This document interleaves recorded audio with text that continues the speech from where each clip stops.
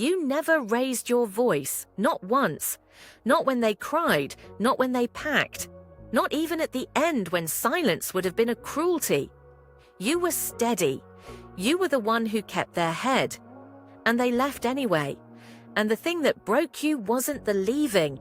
It was them saying they never felt close to you. There is a kind of person who has done a tremendous amount of work on themselves. They have read the books, sat with the discomfort, learned not to react. They do not catastrophize. They do not cling. When something hurts, they breathe through it, name it, let it pass. From the outside, this looks like health. From the inside, it can be something else entirely. What it can be is a system. A highly evolved, internally consistent system for never needing anything from another person in a way they can feel. You stay regulated so completely that the people who love you begin to feel like they are pressing their hand against glass, present, visible, unreachable. The Stoics, the real ones, Marcus Aurelius, Epictetus, Seneca, were not writing about love. They were writing for soldiers and emperors, for men managing empires and executions, for people who needed to function under public catastrophe. Their advice was never meant for the interior of a relationship. Transplanting it there does something nobody talks about. It teaches you to treat your own longing as a problem to be solved. You feel the pull towards someone and you note it, almost clinically. You don't chase, you don't ask, you don't let the wanting show too much, because wanting too much is where people get hurt. And that is true, and it is also a way of never arriving.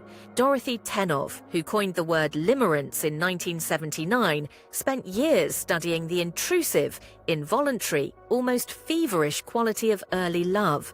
The way another person colonizes your thoughts, the way you replay what they said. Most of us are quietly ashamed of that state. We work to get past it, to become more measured. But Tennov noticed something. That ache, that helpless preoccupation, is also how two people know the other one matters. Strip it out entirely, and you have removed something that is load-bearing. There is a difference between being able to tolerate discomfort and refusing to feel it, between choosing not to react impulsively and deciding in advance that nothing will move you. The first is hard-won and genuinely useful. The second is a policy. And policies don't love people, policies manage them. You may have learned this somewhere, not from books necessarily. Maybe from a house where strong feeling made things worse, where someone's volatility meant you had to be the stable one, the sensible one, the one who didn't add to the noise. That was a survival skill then. It kept something intact. But survival skills don't automatically become love skills when the danger passes. Sometimes they follow you right into the next room. The person on the other end of this can feel it and not be able to name it. They don't feel unloved exactly, they feel unmet. They bring you something, a fear, a hope, something small and embarrassing they almost didn't say. And you receive it thoughtfully, respond wisely, and somehow the moment closes without them feeling held. You processed it. But processing is not the same as being moved by it. They needed to move you.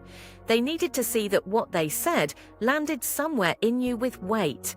Erich Fromm wrote in 1956 that love is not primarily a relationship to a specific person.